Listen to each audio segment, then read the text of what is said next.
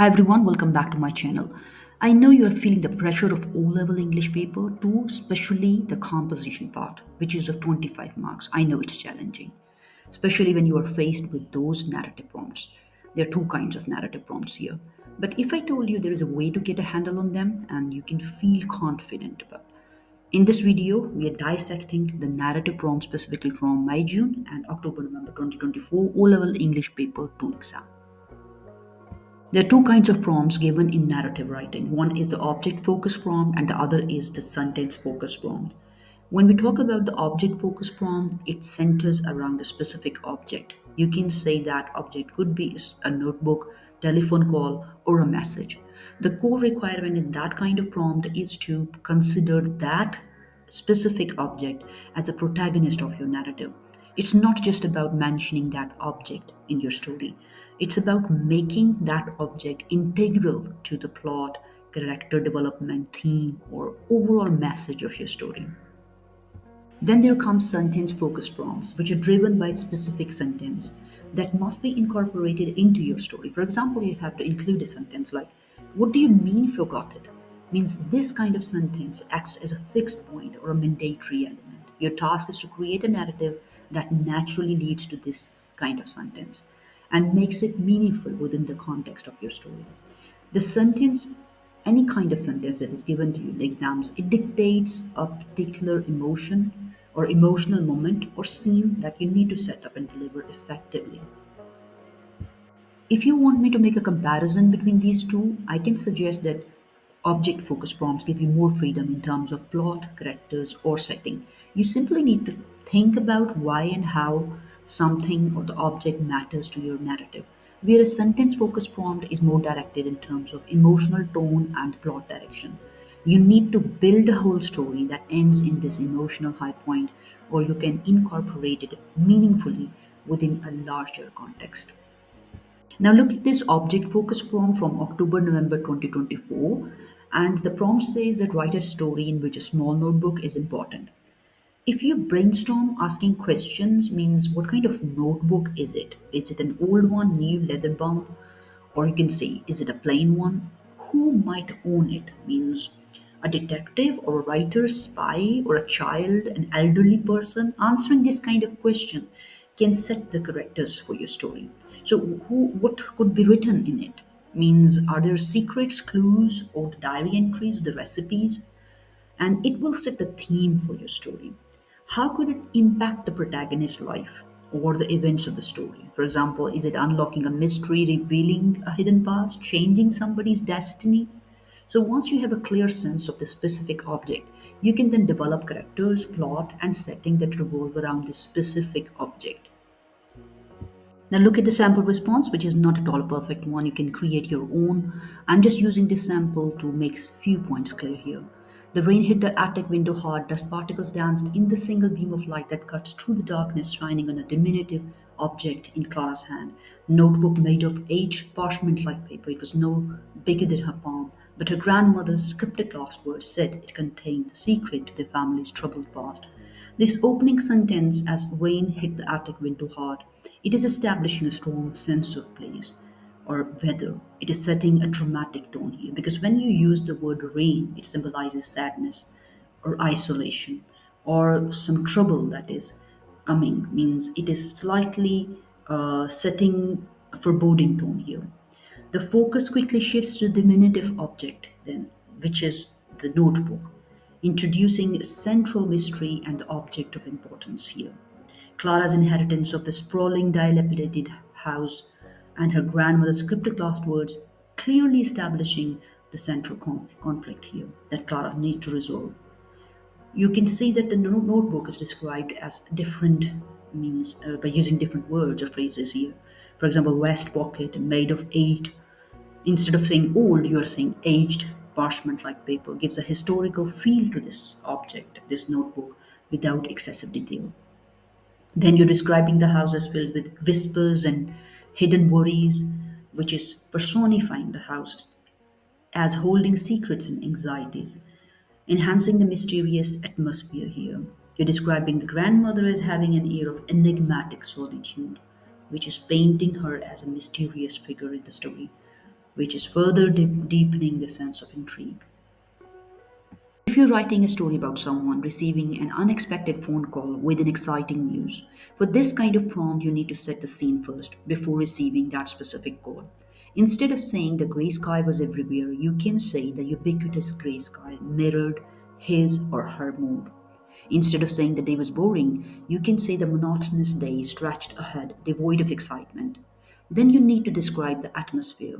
Instead of saying the silence was sad, you can say a somber silence filled the room, soon to be shattered.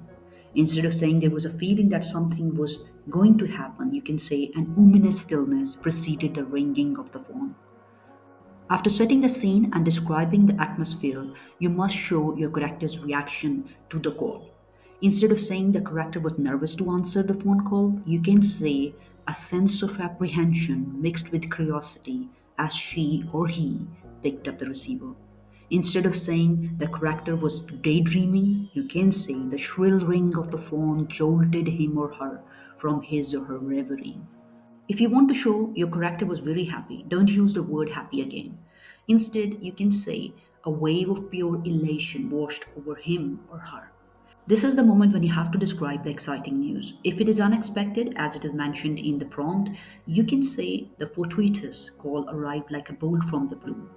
You need to describe the voice of the phone call through now. If the voice is pleasing from the other side of the corner, you can say a mellifluous voice delivered that astonishing news. If you're given a prompt, write a story in which the message was not given to the correct person. There are three things here. One is the message, other is the receiver who is receiving the message, and the third one is the wrong delivery.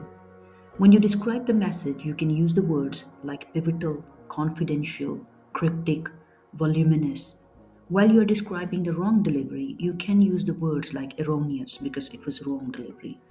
There is some error there. That's why erroneous. Or fortuitous means it was unexpectedly gone somewhere else. Then comes the receiver or the person getting that message. You can describe that character's emotion by using the words like dismay, anguish, or perplexity, or you can say exasperation. While you are setting the scene and atmosphere, you can use the words like turbulent, opaque, or ethereal. Again, your focus should be on the gift and the receiver.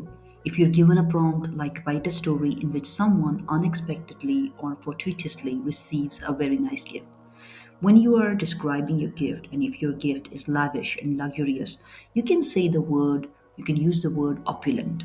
And if you're expressing the refined beauty of your gift, you can say exquisite.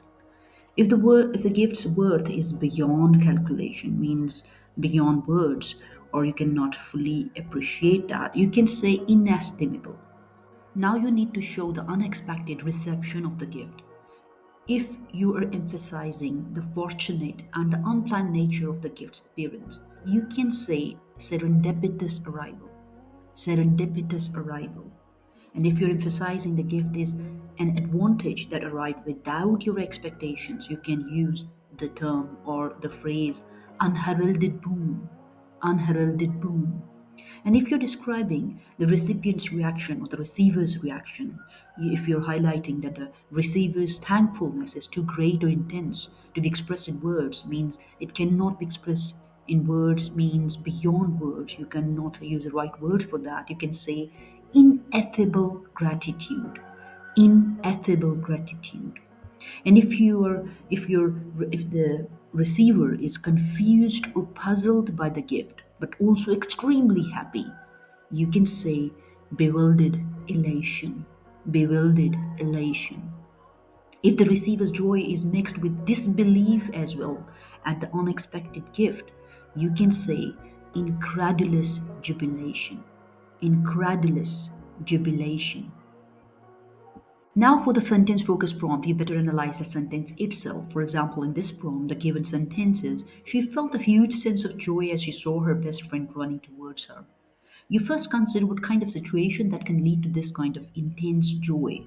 Is it a reunion after a long separation, or a rescue, or from danger or surprise meeting at a significant event? And who are she and her best friend? Means what is the relationship like? And what might have separated them or made this reunion so impactful? What emotions precede this moment of joy? Is it anxiety, sadness, anticipation, or fear? And what happens means you're answering WH questions, means what happens after this moment? Does the story continue or is this the climax? Now, your task is to create a narrative arc. You need to build a context leading up to this specific moment.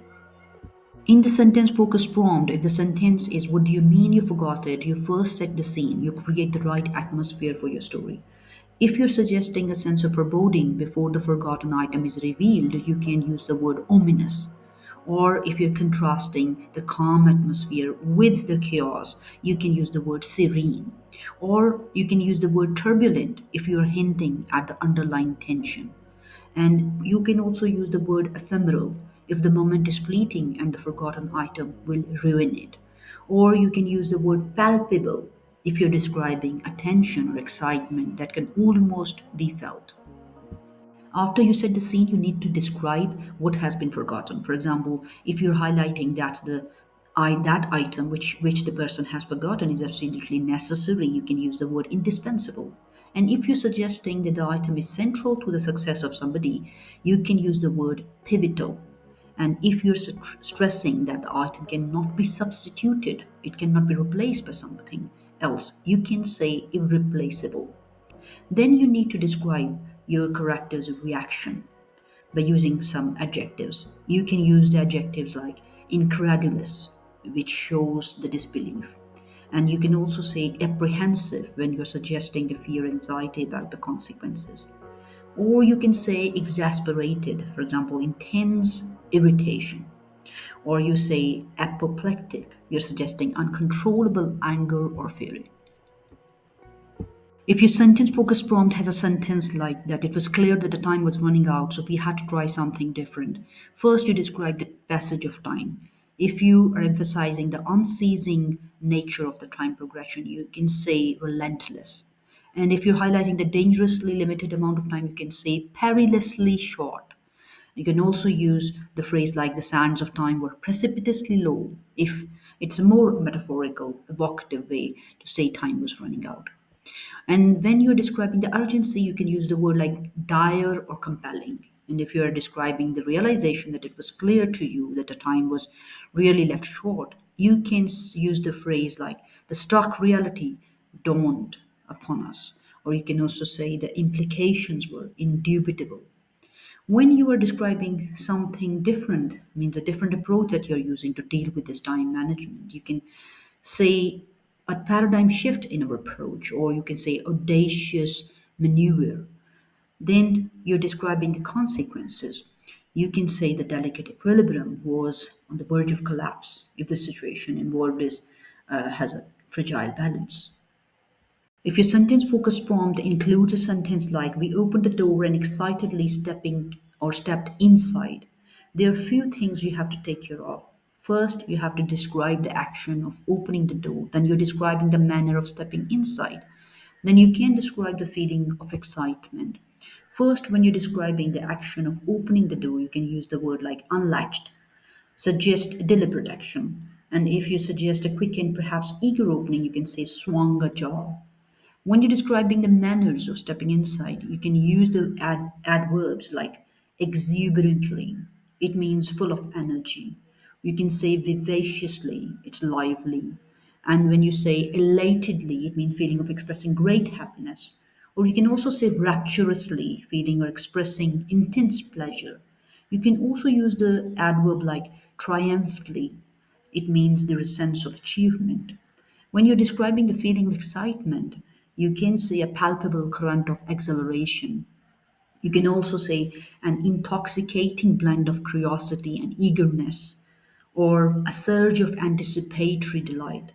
When you're describing the act of entering inside, you can say ventured forth, which suggests likely more adventurous or uncertain entry. You can also say infiltrated if there is sense of secrecy. You can also use navigated into if the entrance was complex, or immersed yourself within.